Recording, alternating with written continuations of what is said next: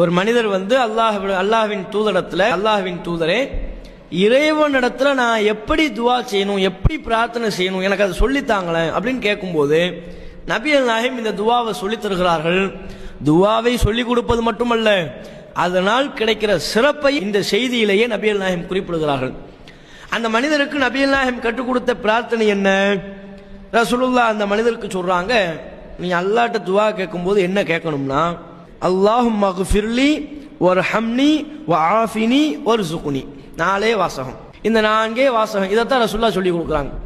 இந்த 4 வாசகங்களை கொண்ட இந்த துவாவின் பொருள் என்ன?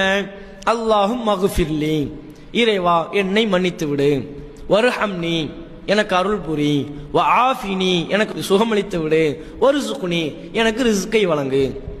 இந்த துவாவை சொல்லிட்டு நபிகள் நாயகம் ஸல்லல்லாஹு அலைஹி வஸல்லம் அவங்க சொல்றாங்க, தோழரே இந்த துவா எப்படிப்பட்ட துவா தெரியுமா? இந்த துனியாவையும் உனக்கு ஒன்றிணைத்து விடுகிறது, மறுமையையும் உனக்கு ஒன்றிணைத்து விடுகிறது. அப்படின்னா என்ன? துனியாவில் உனக்கு தேவையான விஷயம், மறுமையில தேவையான விஷயம், ரெண்டையும் சேர்த்து தந்துருதுப்பா உனக்கு. இந்த ஒரு துவாவை நீ அல்லாஹ்விடத்துல தொடர்ந்து கேட்டு வந்தா துனியாவும் உனக்கு கிடைத்து விடும், அல்லாஹ்வுடைய அருள் செய்கிற அடிப்படையில் மறுமையும் உனக்கு கிடைச்சிடும். துன்யாவையும் நீ பெற்று விடுவாய், மறுமையையும் பெற்று விடுவாய். இரண்டையும் ஒருங்கிணைத்து உனக்கு பெற்றுத்தரக்கூடிய ஒரு பவர்ஃபுல்லான துவாங்கிறாங்க.